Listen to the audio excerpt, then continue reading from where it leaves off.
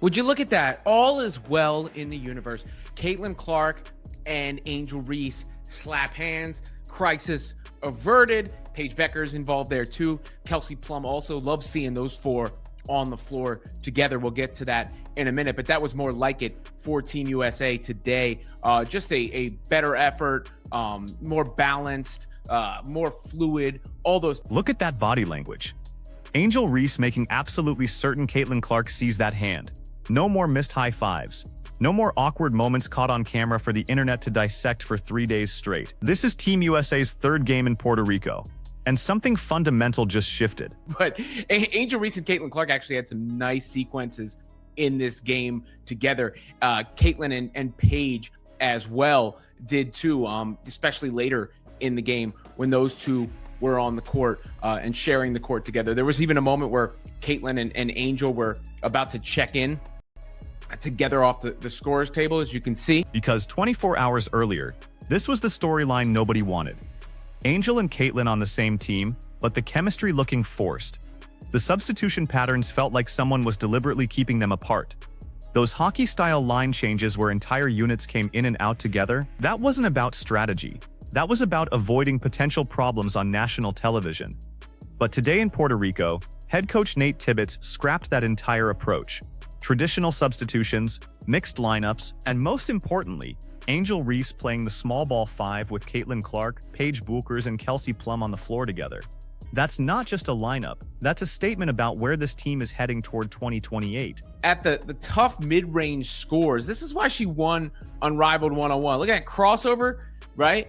Gets just a little bit of space and is able to hit that tough bucket. You know, Chelsea Gray in that area is so difficult to deal with, and that's one of the reasons she's a champion, right? Like not just a one-on-one winner, but a champion multiple times over for the Las Vegas Aces, because she can do that and score in those tough areas. Chelsea Gray deserves recognition here because she's the veteran presence making all of this work. She started all 3 games in Puerto Rico, and there's a reason for that. Watch this crossover against Italy. That's championship-level shot creation in the mid-range area where the WNBA game is still won. Gray won on Rival 101 specifically because she can get to these tough spots when the shot clock is dying and the offense has stalled. The Aces won back-to-back championships in 2022 and 2023, largely because Gray could do this in crucial moments. But her role on Team USA isn't about scoring. It's about setting the tone professionally while the younger players figure out their dynamics. Caitlin was the first sub off the bench. She hasn't started yet, but immediately came in off the bench and scored. As soon as she checked in, she got a bucket, like within seconds. She was the 6th woman in this one. She's one of the players who hasn't started yet, but who cares? But comes in, you see Jackie handling, and Caitlin gets the ball, calls for it, passes it off, gets it back, goes to the cup. Caitlin Clark came off the bench again. She hasn't started any of the 3 exhibition games, and the moment she checked in as the 6th woman, she scored within seconds. Caught the ball from Jackie Young, attacked the basket immediately, and finished through contact. Here's what matters about that sequence. Clark's rookie season in 2024 was statistically remarkable. She finished at the rim at an elite rate despite playing through a significant injury that robbed her of burst. But in Puerto Rico, that explosiveness is clearly back. Multiple hard drives to the basket in this game against Italy. The confidence to attack off the dribble without hesitation. That's the version of Caitlin Clark that captured national attention in the first place. Game. Then she had a play with Angel Reese where unfortunately Reese didn't make the layup where, remember last game, you know, I had the critique of Reese not giving her the ball in the backcourt. She quickly gave her the ball in the backcourt. They ran across court, reset the screen, Reese rolled, Clark delivered it on the money, and Reese just missed the bunny in the layup, but it was such a beautiful sequence. Then a few minutes later, it was an Angel Reese screen that freed Caitlin Clark up for this 3, stepping to her left as she likes to do. But you could see Reese coming up here, and it's crazy that... And then this happened. Angel Reese sets the screen at the top of the key. Caitlin uses it to create separation, steps back to her left, which is her signature move, drills the 3-pointer from well beyond the arc. Now here's the detail everyone's missing. In the previous game, there was a sequence where Reese set a screen, rolled to the basket, and Clark delivered a perfect bounce pass. Reese missed the layup, but the chemistry was undeniable. Reset the offense, ran the action, executed it perfectly. That's not something you see from players who supposedly can't coexist. The narrative coming into these exhibitions was that putting Clark and Reese on the same team would be awkward at best, disastrous at worst. Their college rivalry was personal. The social media dynamics between their fan bases are genuinely toxic. But on the court in Puerto Rico, they're running pick-and-roll actions together like they've been doing it for years. And then it was Ryan Howard, Kelsey Plum, Caitlin Clark, and Paige Bueckers, because that's like an unguardable quartet when you put those four together. And you know, it really worked out in this one. Paige, again, another good game. She's just so impressive, so smooth. I guess is the right word for Paige, right? Like, she's just smooth. And here she is, Billings in at this point, and Paige just doing her thing and gets to that midi. That's just tough. That's just tough in the Italian. Paige Bueckers is the smoothest player in this entire tournament, and that's not hyperbole. Watch her operate in the mid-range against Italy's defense. That's just pure skill. No wasted motion, no forcing anything, just getting to her spot and hitting tough shots that don't look tough because of how effortless her mechanics are. Italy was the best team USA faced in Puerto Rico from a pure talent perspective. Their coach was animated on the sideline, clearly frustrated by the talent disparity, but Bueckers made it look easy. 3 strong performances in 3 games. And when she shares the floor with Caitlin Clark late in games, the offensive versatility becomes almost unfair. Well, and of course, you know, Caitlin, when she's putting the dimes on display, it's just something else. And again, this is why, you know, give her the ball in transition. There she goes. Bounce pass on the money. Bucket for Paige. Right-handed layup. There's Kelsey Plum out there on the floor too. And again, you know, when I mentioned Plum being out there, just, you know, it's just tough to deal with that scoring and that creation, because all of them, Clark, Bueckers, and Plum, can score and create for themselves. So, you know, I see that as part of the 2028 lineup for sure.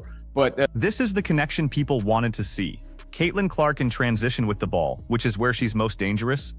Paige Bueckers running the floor, filling the lane correctly. Clark delivers the bounce pass on the money. Bueckers finishes with the right-handed layup, and Kelsey Plum is out there on the floor during this sequence too. Think about that lineup for a second. Angel Reese at the 5, Ryan Howard on the wing, then Plum, Clark, and Bueckers rotating through ball-handling duties.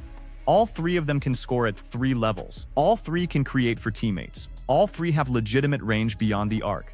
That's the 2028 Olympic core right there. Not the veterans who started these games. That specific group of 5 players who can switch everything defensively and create mismatches offensively. But good vibes is the point for Team USA after they beat Italy today. And on some of those shots, you could have said, you bet, right? Shout out to my guy, Ryan Rucco, wearing the hoodie. He sent me the hoodie, his new merch. If you want to check out, I'll link it in the description. Looks sweet though. There's the full shot. There's my modeling era. Pretty handsome dude, if I do say so myself. But it is you bet. USA won all 3 exhibition games in Puerto Rico easily. Even the second game, where the rotations were criticized and the hockey substitutions looked awkward, they still dominated. But this third game against Italy felt different. More fluid, better ball movement. The young core actually playing together instead of in separated units. Aja Wilson and Brianna Stewart and the other established stars will obviously be crucial in 2028. But these exhibitions weren't really about them. Everyone knows what they can do. The question was whether the next generation could coexist, particularly Clark and Reese given their history. And the answer, based on what we saw in Puerto Rico, is not only can they coexist, they might actually complement each other perfectly in international play where the game is more structured and less physical than WNBA regular season basketball. Like that force, right? That obviously captured everybody's imagination, and now doing it with the other stars and up and coming. So let's address what this actually means going forward. Team USA has been dominant in women's basketball for decades. 7 consecutive Olympic gold medals dating back to 1996. They haven't lost an Olympic game since 1992 in Barcelona. The program doesn't rebuild, it reloads. But the 2024 Paris Olympics exposed something important. The gap between USA and the rest of the world is shrinking.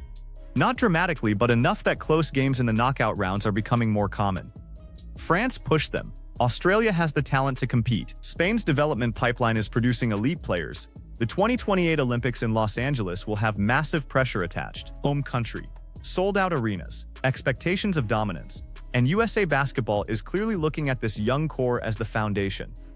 Clark's passing and shooting, Bueckers' scoring versatility, Reese's rebounding and interior defense, Plum's experience and shot creation, Howard's two-way impact. That's 5 players all under 27 years old in 2028, all with completely different skill sets, all capable of playing multiple positions. And based on these 3 games in Puerto Rico, all capable of checking their egos and playing within a system.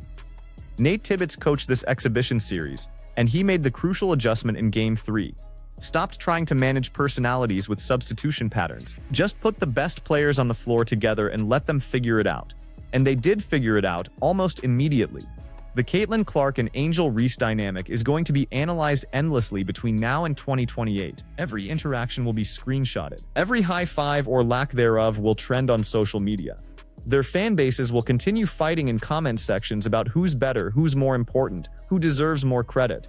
But here's what actually matters. When they're on the court together in meaningful games, they make each other better. Clark's passing creates easy opportunities for Reese around the basket. Reese's screening frees up Clark for the deep threes that defenses can't help off of. It's not complicated, it's just basketball. The broader question is whether USA Basketball will commit to this youth movement or try to blend it with veterans who are aging out of their prime. Chelsea Gray is 32. Brittany Griner is 34. Even Asia Wilson will be 31 in 2028. At some point, you have to hand the keys to the next generation and trust them. These Puerto Rico exhibitions suggest that trust is warranted. The young core looked comfortable together. The chemistry improved with each game. And most importantly, they won convincingly while playing the style of basketball that international competition rewards: ball movement, three-point shooting, versatile defense, and high basketball IQ. So when you see that high five between Clark and Reese at the start of this video, understand what it represents. It's not just 2 players being professional. It's the future of USA Basketball learning to coexist. And if they can maintain this chemistry through 2028, the rest of the world is going to have serious problems. What do you think? Can this young core actually win gold in Los Angeles? Or does USA Basketball need more veteran presence to handle the pressure? Drop your take in the comments, and if you want more WNBA analysis that goes beyond the surface-level narratives, hit that subscribe button because we're just getting started.